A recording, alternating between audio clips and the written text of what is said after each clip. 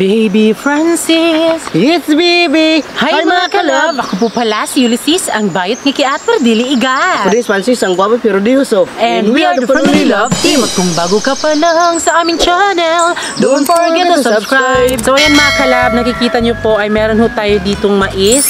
Hindi ho ito gagawing pangkain natin mga kalab, kundi ito ay lulutuin para ipakain po sa ating mga bangus.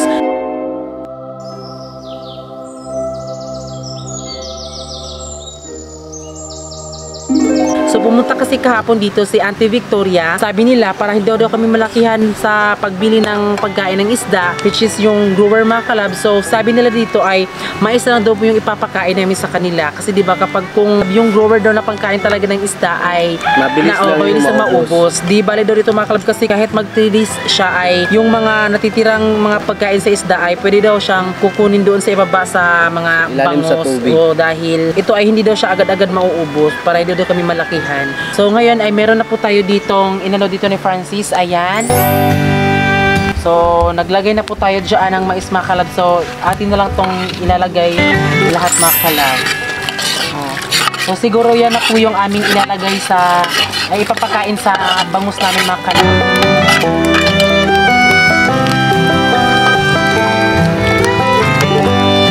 So makikita nyo mamaya mga kalab kung effective nga ba siya, kung kakain nga ba sila or hindi.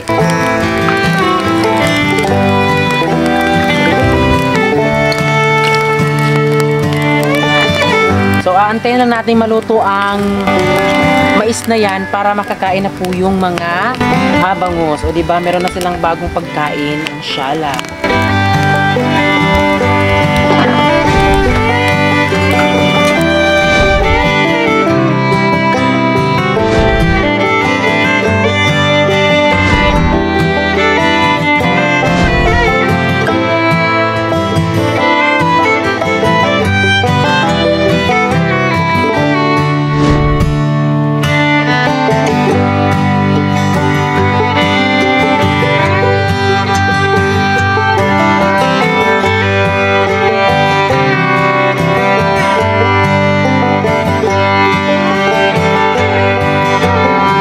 Tayo ay naghihintay maluto yung pagkain sa ating isda mga kalab, yung mais. So papakainin muna natin ng floater.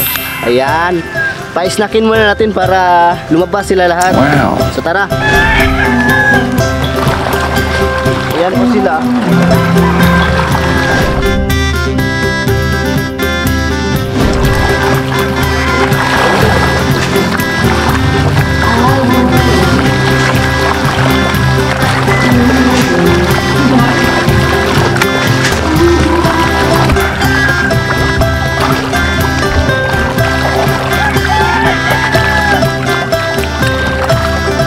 So ayan, buksan natin kung naluto na ba siya.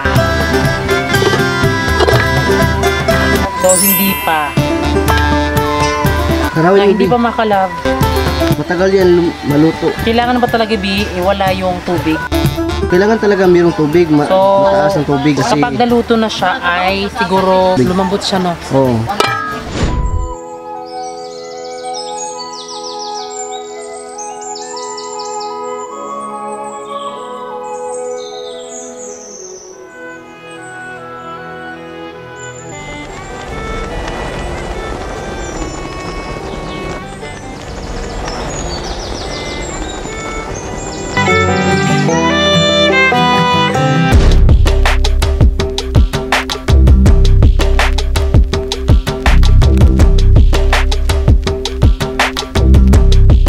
Ayan na!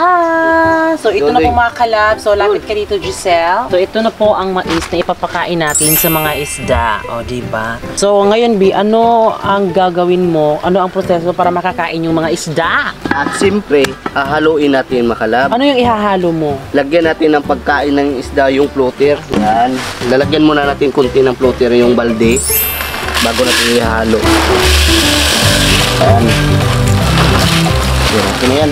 Ayan lang po. Tapos yung mais naman. Tapos ang mais naman ay lalagay natin dito. Tapos pagkatapos ay i-mix natin para mahalo lahat.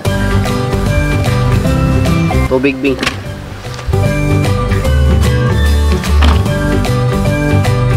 Ang isda ay kumakain nito ay malusog at mabilis lumaki. Kasi ito yung pagkain sa isda ay palusog to at para mabilis lumaki mga kalab.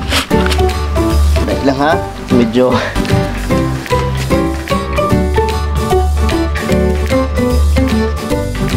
siguro isang kaldero ay 3 araw na to papakain natin kasi tipid tayo mga kalab. Kasi sobrang dami talaga, isang kaldero lang 3 araw na bago maubos.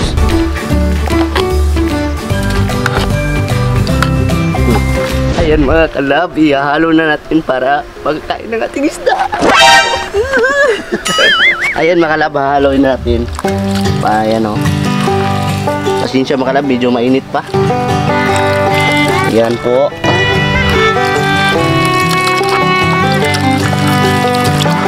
Ayan, malusog yung isda dito.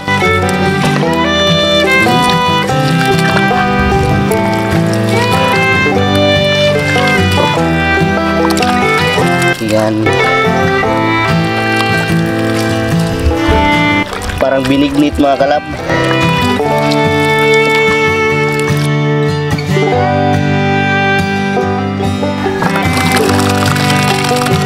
So ngayon, dahil natapos na natin pag-mix, ay ipapakain natin sa isda. Alam ko mga kalab ay nagugutom na talaga sila. Tignan nyo mga isda gumagapang-gapang sa kilid. Tara!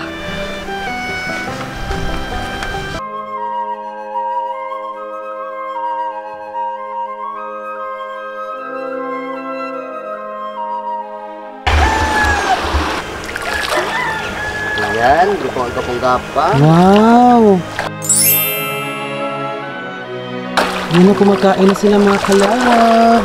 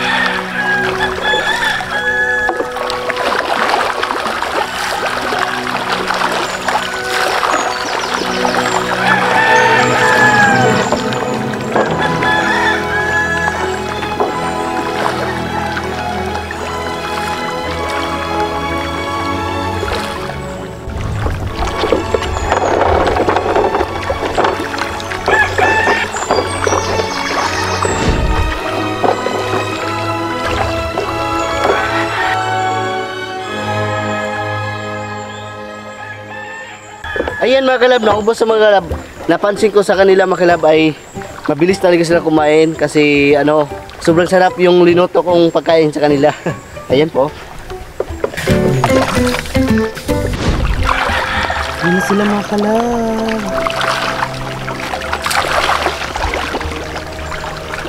So ayan, ito mga kalab, kaya talaga sobrang bilis nilang kumain kasi nakakatakam-takam talaga, di ba? Ayan tingnan niyo yung mga isda. Ayan. Diba? Ayan na. Sabi kasi ni Auntie Victoria mga kalab, okay lang daw kahit hindi sila makakain ng isang araw kibale kasi yung mga mais na yan mga kalab ay pupunta doon sa lupa talaga sa ilalim. So, pwede nila yan kainin doon sa may lupa talaga para makakain talaga sila kahit hindi man natin sila mahal pakain.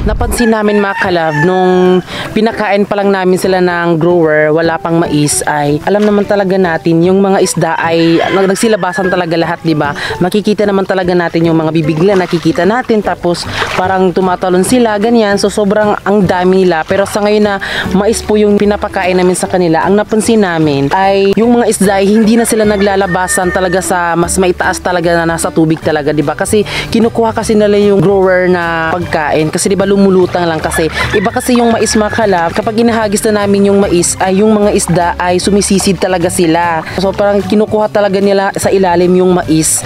O yun yung mas nakakaganda, di ba? Hindi kasi lumulutang yung mais, di ba? So parang naano talaga siya ng tubig, pumupunta sa agad sa ilalim talaga.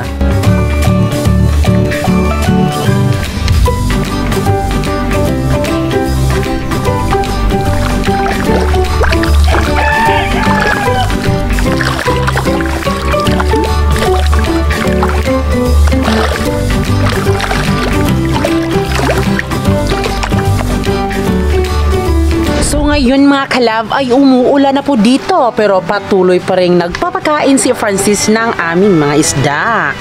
O diba? O ayan, kasi parang naganahan si Francis magpakain ng isda, kasi diba sobrang bilis nilang kumain, tapos madali lang nauubos. O kaya ayun.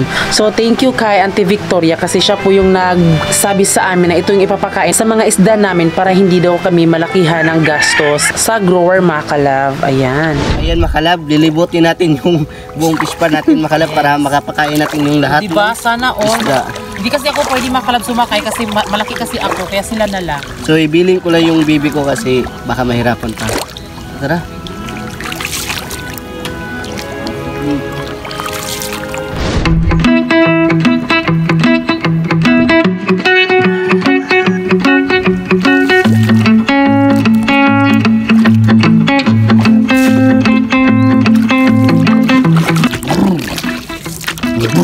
Yan, alin na kayo para makakain na kayo.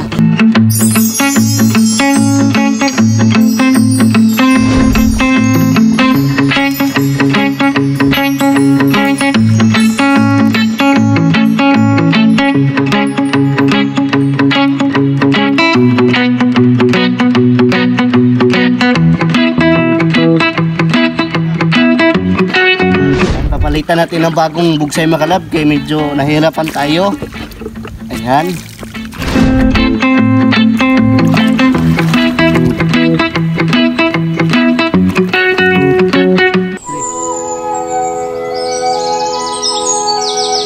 So yan mga kalab, tapos na po palang napakain ang ating mga isda sa fish pan. So nagabihan tayo, no? Oo nga, di ba kasi may nilakad kami nung pagpunta namin dito mga pagbalik namin, ayun gabi na. So nagulat ka, ay gabi na pala. Parang gano'n, parang magic bin, no?